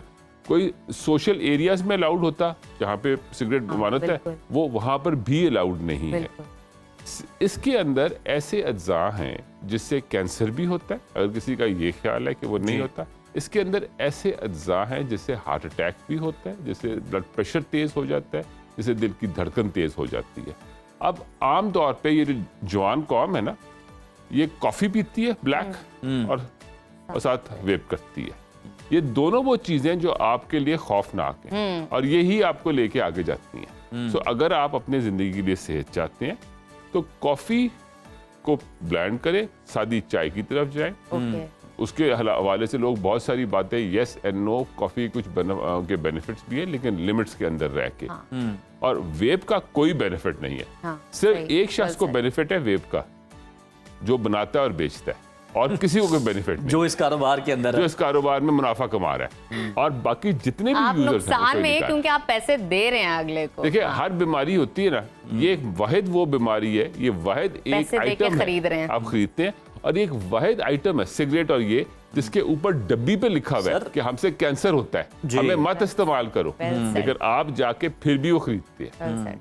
शराब की बोतल पे ये नहीं लिखा हुआ कि आप जाके गाड़ी की टक्कर मारोगे, हमें मत पियो। इस पे लिखा है कि हमसे कैंसर होगा, इससे लिखा है कि आपको बहुत सारी ऐसी बीमारियां होंगी जिसका आप जानना भी नहीं चाहेंगे, लेकिन आप फिर भी जाके बाजार से लेते हैं। क्यों? क्योंकि आपने स्टाइल मारना है। सिगरेट, आपका ये ख्याल है कि आपकी बलूगी का हिस्सा है कि आप बड़े हो गए, नहीं, सिगरेट आपकी बेवकूफ़ी का निशान है। और फिर सबसे बड़ी खौफनाक बात, एक कमरा है आपका, इस कमरे में हम लोग बैठे हैं, अगर 3 लोग सिगरेट पी रहे हैं तो मैं अगर नहीं पी रहा तो मैं भी पी रहा हूँ, क्योंकि उसका धुआं तो मुझे ही मिल रहा है, पैसिव स्मोकिंग तो मुझे भी हिट हो रही है। तो आपके इसीलिए आप देखें सिनेमा हॉल्स वगैरह में वहाँ पे स्मोकिंग अलाउड नहीं होती, क्योंकि वो आप नहीं उसको लो करते।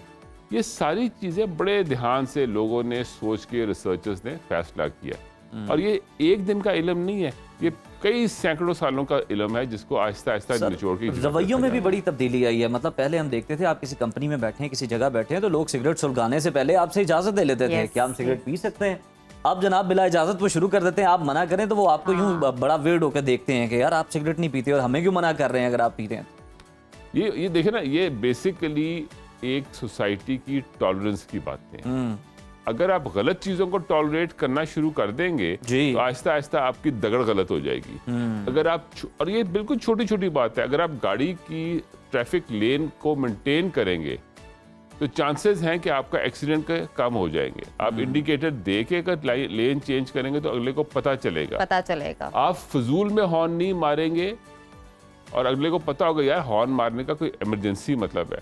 दुनिया के बहुत सारे इलाकों में हॉर्न मारने को ऐसे लगता है जैसे किसी को आपने गाली निकाल दी है, घूर के देखता है हॉर्न क्यों मारा है मुझ पे, ठीक है ना। तो आपको अपने तौर तरीकों को छोटी छोटी। सर लास्टली ये क्लियर कर दें कि आपने कहा ब्लैक कॉफी जो है नौजवान बहुत ज्यादा उसका इंटेक कर रहे होते हैं, सर उसके तो बेनिफिट बड़े बताए जाते हैं कि ये फैटी लीवर के लिए बड़ी अच्छी है, आपकी फैट खत्म करने के लिए। तो सर ये फिर बातें सारी कहाँ पे हैं? आप जो है वो बिल्कुल एक मुख्तलिफ नुक्ता नजर बयान कर रहे हैं। मैंने ये कहा है कॉफी के एक बेनिफिट, कॉम्बिनेशन गलत है, कॉम्बिनेशन का और उसके इस्तेमाल की हद का। एक शख्स एक कॉफी का कप पीता है 24 घंटे में, गुजारा लायक है, लेकिन एक शख्स के मेज के ऊपर से कभी कॉफी खत्म ही नहीं होती। वो कॉफी पे कॉफी टिकाई जाता है और उसका ब्लड प्रेशर जो है वो 160 170 पे चल रहा है, उसका हार्ट रेट हमेशा 110 पे रह रहा है। तो वो तो अपने आप को हर वक्त एक्सरसाइज के मोड में है ना, और फिर वो उस एक्सरसाइज उस हार्ट रेट के साथ जाके जिम में खड़ा हो जाता है, तो वो हार्ट रेट उसका एक खास एंजाइटी को भी ट्रिगर करती है। और फिर वो बहुत सारे लोग, और आप इन लोगों का बड़ा सिंपल सा तरीका है, इनका हाथ लंबा कर देख रहे हैं, इनका हाथ ऐसे छाप रहा होता है। सिंपल सी चीज आपने देखना ही है ना, चेक करना है ना कि यार कोई गड़बड़ तो नहीं, आप ऐसे ही करके देख लो। तो बहुत सारी बातें हैं जिससे आप इंसानों को बड़े आराम से इवेल्युएट कर सकते हैं। लेकिन जो चीज़ हमें हर लोगों को एक चीज़ के लिए वाजे करनी है वो ये है कि जी चंद एक चीज़ें हैं, ब्लड प्रेशर है उसका कंट्रोल करो, शुगर है उसका कंट्रोल करो, खून की चर्बी है उसका कंट्रोल करो। ये तीनों चीजें कंट्रोल करने के लिए पहला कदम क्या है? एक्सरसाइज करो, अपने वजूद को हल्का करो, ठीक। और अगर आपकी खुराक में कोई गलती है, आपको इस तरह की चीजें खाते हैं तो उनसे बाज आए और अपने BMI यानी कि अपने वजूद के मुताबिक उसको करेक्ट करें। ये जो हमारे यहाँ आपको नजर आता है ना कि वो पेट चल पड़ा है और इंसान अभी खड़ा है, हाँ। तो वो गलत है। बेसिकली आपको अपने वजूद को दुरुस्त करना है, मर्द हो या औरत, सीना आगे पेट पीछे। बिल्कुल ठीक है। हमारे यहाँ असल में सीना आगे पेट पीछे। Thank you so much doctor साहब, आपकी मौजूदगी का बड़े अच्छे जुमले पे आपने बात खत्म की। लेकिन बात जरा सोचने और समझने की, अपनी सेहत का आप ख्याल रखेंगे तो ही आप अपनी फैमिली रन कर सकेंगे। और साथ ही साथ ये जो हार्ट अटैक के इश्यूज हैं ये डे बाय डे इंक्रीज हो रहे हैं, कोई ना कोई वजूहात है, वही आज हमने डिस्कस किए। अगर हमारा सेगमेंट मिस हो गया है तो सोशल मीडिया पे जाके आप उसको दोबारा देख सकते हैं और उससे अफादियत हासिल कर सकते हैं। अभी लेते हैं छोटी सी ब्रेक, कहीं मत जाइए, देखते रहिए सुनो पाकिस्तान। नाजरीन, कुदरत ने हर ग़िज़ा में इंसान के लिए बेशुमार फायदे रखे हैं। इन्हीं में से एक लीमू भी है जिसे विटामिन सी का खजाना कहा जाता है। एक आम से लीमू में तकरीबन 53 मिलीग्राम विटामिन सी होता है जो हमारी रोजमर्रा जरूरत का तकरीबन 60% पूरा करने के लिए काफी होता है। विटामिन सी से होता क्या है, इम्यूनिटी सिस्टम मजबूत होता है, इसके साथ साथ आपकी जो स्किन है शाइन करती है, आयरन को एब्जॉर्ब करने में भी मदद करता है। आज के सेगमेंट में हम आपके साथ लीमू के बेशुमार फवाइद का जिक्र तो करेंगे ही, साथ ही लीमू के इस्तेमाल के मुख्तलिफ तरीकों पर बात भी होगी। इसके अलावा लीमू के जरिए स्किन के मुख्तलिफ मसाइल से छुटकारे के लिए बहुत ही आसान और आजमूदा नुस्खे भी आपके साथ शेयर करेंगे और इन सब में हमारी मदद करेंगी हमारी बहुत ही प्यारी नैयर आपा। आपा, वेलकम टू सुनो पाकिस्तान। कैसी हैं आप? खैरियत से हैं? अल्हम्दुलिल्लाह अल्हम्दुलिल्लाह। आपा, बहुत सारे लीमू आपके सामने पड़े हैं। कुदरत ने इस छोटी सी चीज में इंसानों के लिए बहुत सारे फवाइद रखे हैं। ये बताएं कि ये हमारी बॉडी के लिए, हमारी स्किन के लिए किस तरह बेनिफिशियल है? हाँ जी, सबसे पहले तो आप देखें कि गर्मी के मौसम के अंदर बहुत ज्यादा पहले ट्रेंड होता था लेमन पानी का जी। लीमू की स्कंजी, हाँ जी, नमकीन, मीठी और इतनी मजे की लगती है। हर ड्रिंक कोई भी फ्रीजी और हर मशरूब साइड पे हो जाता है गर्मियों में। ये बहुत मजे स्लश का मिला करते थे जी, बिल्कुल इसके स्लश। तो अब मेरा ख्याल है कि ये जो है ना बहुत कम घरों में बनता है, जबकि इसको ज़रूर बनाना चाहिए। जिस तरह से आपने इसके बेनिफिट्स बताए, गर्मियों के अंदर आप देखें पसीने से जो है वो काफ़ी मिनरल्स हमारी बॉडी से जो है वो निकल जाती हैं, जिसकी वजह से काफ़ी इश्यूज हो रहे होते हैं, खासकर गर्मी के मौसम के अंदर। तो लेमन पानी आपको पता है कि विटामिन सी का सोर्स है और हमारी बॉडी विटामिन सी को स्टोर नहीं करती। हमें डेली बेसिस पे जो है वो विटामिन सी को लेना चाहिए। तो उसके लिए मेरा ख्याल है लेमन से बेहतर कोई चीज़ नहीं है। और लेमन का एक पौधा घर में लगा लें। अभी मेरे घर में लगा हुआ है तो माशाल्लाह पूरा जो है ना वो पौधा भरा हुआ है, ठीक है। तो बहरहाल लेमन पानी मस्ट ले आप गर्मियों के अंदर, खासकर अब आगे बरसात का मौसम आ रहा है, बरसात में तो डेली बेसिस पे लें, ठीक है। वेट को लूज करने के लिए ये कमाल की चीज़ है। जो लोग वेट अपना जो है वो कम करना चाहते हैं, फैट बहुत ज़्यादा डिपॉजिट हो गया हुआ है रात को जो है वो जंक फूड और इस तरह की चीज़ें खा के, तो अगर आप जो है वो लेमन पानी लेना शुरू कर देते हैं तो आपके जो है ना वो बॉडी के अंदर फैट डिपॉजिट नहीं होगा। इसका ये बड़ा बेनिफिट है जी। अच्छा, दूसरे नंबर पे अब जो ये वाला मौसम है इसमें जो है वो मच्छर जो है वो बहुत ज़्यादा तंग करते हैं, ठीक है। तो अच्छा, किसी को इसके ना इस बेनिफिट का नहीं पता, जबकि मैं इसको जो है वो यूज़ करती हूँ। बड़ी वाली आप ये जो शावर बोतल होती है बालों वाली, जिसमें 1 लीटर पानी आ जाए, ठीक है, ये छोटी वाली शावर बोतल में तो जो है ये बनाएंगे तो फ़ौरन ख़त्म हो जाएगा। तो मॉस्किटो रिप्लेनेट जो है वो मैं आपको एक शावर जो है वो बनाना बताऊंगी जो सेफ़ है। बच्चों पे भी आप जो है वो स्प्रे कर सकते हैं, फुल हेड टू टू इसको जो है वो आप स्प्रे कर सकते हैं, बिल्कुल सेफ़ है। आपने क्या करना है, क्योंकि इसके जो मच्छर है ना ये भी बड़े चूजी हैं, इनको भी कुछ खुशबुएं बहुत पसंद है और कुछ खुशबुएं जो है ना इन्हें बहुत बुरी लगती हैं, नागवार गुजरती हैं, ठीक है। तो एक लेमन ग्रास, ठीक है, लेमन ग्रास और ये ऑरेंज के पत्ते ले लें आप लेमन के, क्योंकि इसमें जो स्मेल है थोड़ी सी सिट्रिस है। तो इसके अंदर सेंट्रोला जो है वो ऑयल है, जो कि एक मेन ऑयल है, एसेंशियल ऑयल है कि जो मच्छरों को बहुत बुरा लगता है। अच्छा। और जितने ये जो आपके जो है वो लोशंस वगैरह है तो उसके अंदर जो मेन एक खुशबू डाली हुई होती है वो सेंट्रोला की डाली हुई होती है, जो कि लेमन ग्रास से एक्सट्रैक्ट की जाती है। आपने क्या करना है, आपने ये जो लेमन ग्रास है 1 गिलास पानी का लेना है, पानी को अच्छी तरह बॉईल कर लेना है। खोलते हुए पानी के अंदर आपने जो है वो 1 गिलास के लिए ये इतना लेमन ग्रास बहुत है, और थोड़ी सी आपने जो है वो ऑरेंज की या लेमन के पत्ते डाल के आग बंद करके इसको दम दे देना है, ठीक है। उसके बाद आप जो है वो इसको शावर बोतल के अंदर डाल दें। थोड़ा सा उसके अंदर ये कोरतुम्बा इस तरह से जो है ये होता है, कोरतुम्बा इसको कहते हैं, ठीक है। ये एक्नी वगैरह के लिए बहुत ज़बरदस्त है। इसका थोड़ा सा पाउडर, ये कड़वा होता है बहुत ज़्यादा, ठीक है। थोड़ा सा ये डाल लेंगे तो मच्छर आपके बिल्कुल भी करीब नहीं आएंगे। वो जो करीब आके गाना बजाते हैं ना, गाना गाते हैं आपके कान के पास आके, वो नहीं आएंगे, वो बिल्कुल भी नहीं आएंगे। वो बल्कि जो है ना वो उस जो है ना वो तकरीबन एरियस के अंदर ही नहीं। तो इसका जो है वो अगर आप घर जहाँ से आउटडोर, जहाँ से आप दरवाज़ा खुलता है बार बार, जहाँ से आपको है कि ये अंदर आते हैं, आप क्या करें कि एक जो है वो कोई भी जो है वो बर्तन ले लें, स्टील का ले लें, कोई भी कढ़ाई ले लें, उसके अंदर आप ढेर सारे माल्टे के छिलके, लेमन के अगर छिलके हैं और इसके पत्ते, थोड़े से कोयले रख के इनको आप जला दें। वो स्मोक उसकी आती रहेगी, वहाँ पे मच्छर बिल्कुल भी नहीं आएगा। बिल्कुल ठीक हो गया। तो ये इसके जो है वो बेनिफिट हैं। इसको जो है वो आप खुश करके मौसम आ गया है मच्छरों का, हाँ जी, बरसात स्टार्ट हो जाएंगे, फिर वो चूज करेंगे कि किसका खून हमें चूसना है। तो उससे पहले ही आपको हल बता दिए कि क्या चीज उनको भगा सकती है, वो स्प्रे कीजिए ताकि वो आपको चूज ना कर सके। हाँ जी, बिल्कुल बिल्कुल इसी तरह से है, क्योंकि एहतियात बहुत ज्यादा जरूरी है, खासकर जहाँ पे बच्चे हैं, छोटे बच्चे हैं, ठीक है, उन लोगों के लिए तो जो है वो बहुत ज़्यादा ज़रूरी है।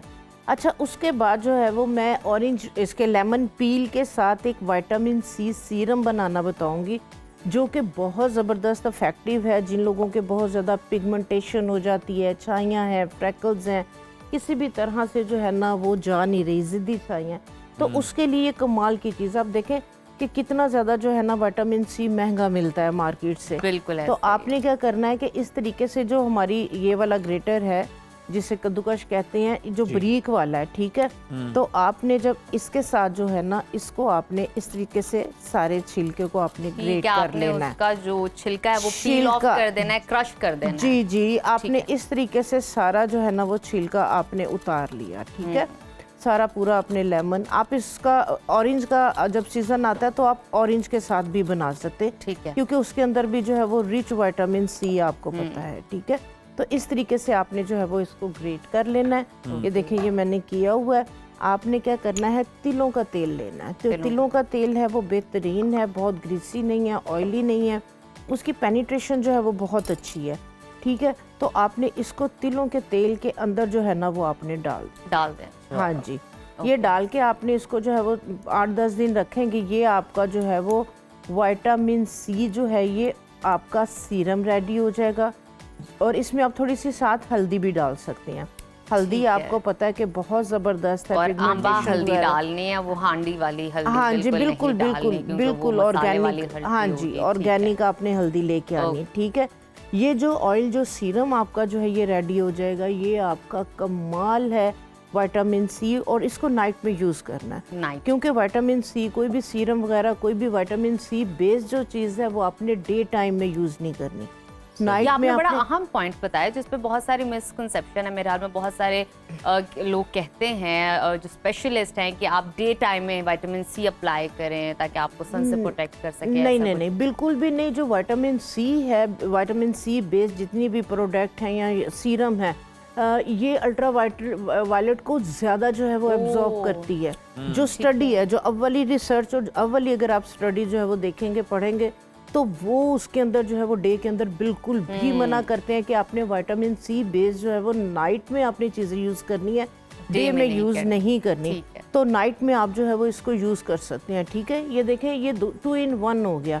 एक तो आपकी स्किन के लिए बेहतर हो गया, वाइटनिंग वगैरह के लिए, पिगमेंटेशन को रिमूव करने के लिए, और इसके अंदर जो है वो हमने लेमन पील डाला है, ठीक है।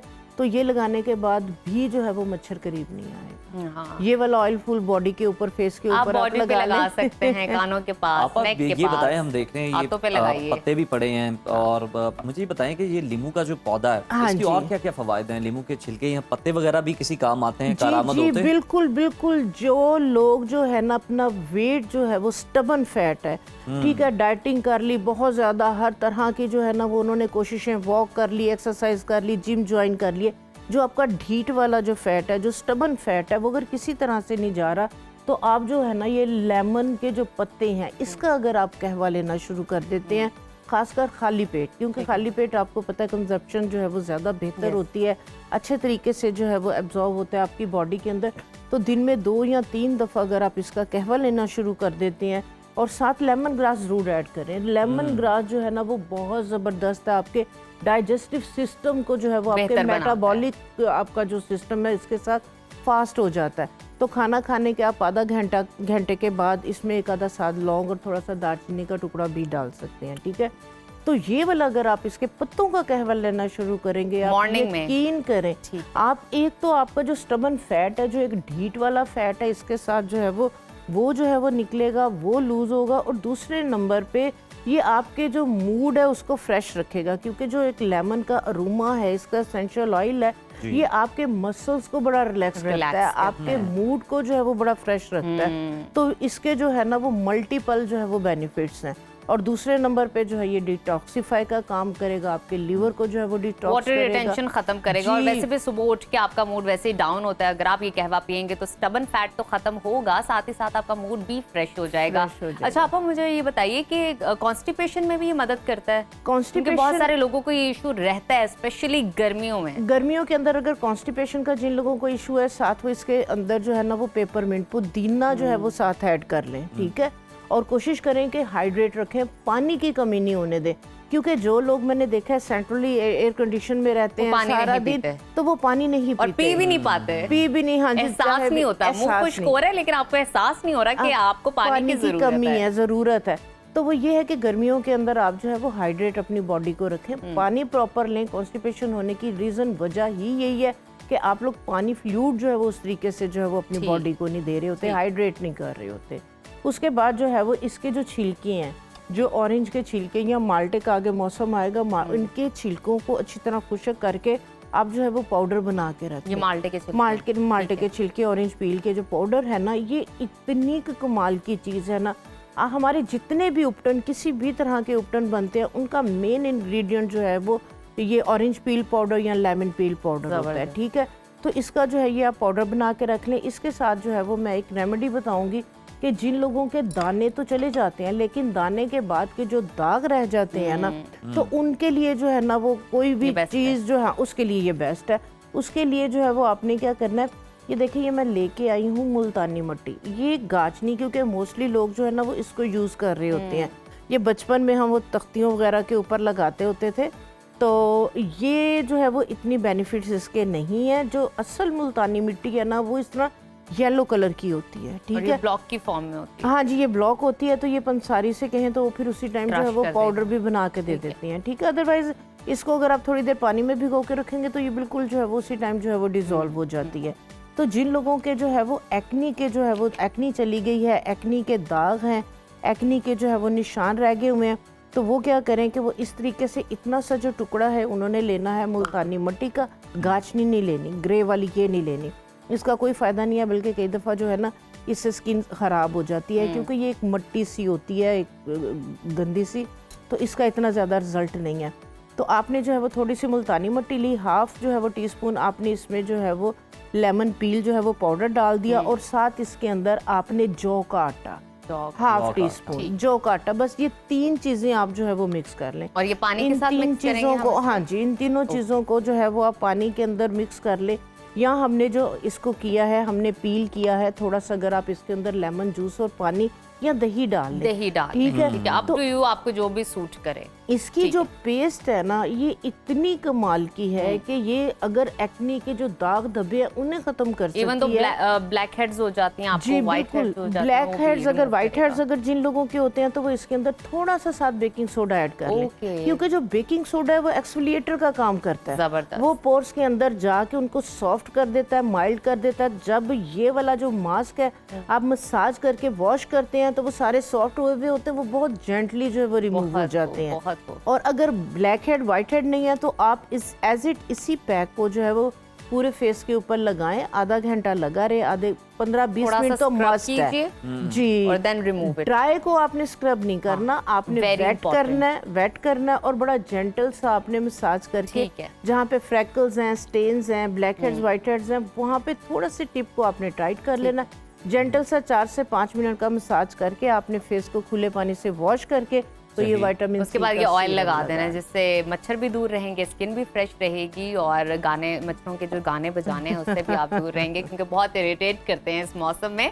बहुत शुक्रिया आपा, आपकी मौजूदगी का बड़ा अच्छा लगा आपसे बात करके। तो नाज़रीन ये सेगमेंट मिस मत कीजिएगा, और अगर हो गया तो घबराने की जरूरत नहीं, सोशल मीडिया पे जाके कमेंट भी कीजिए, इस सेगमेंट को एंजॉय भी कीजिए, अफादियत भी हासिल कीजिए और हमें दीजिए इजाजत। अपना और अपने घर वालों का बहुत सारा ख्याल रखिए। टिल देन, अल्लाह हाफ़िज़। अल्लाह हाफ़िज़।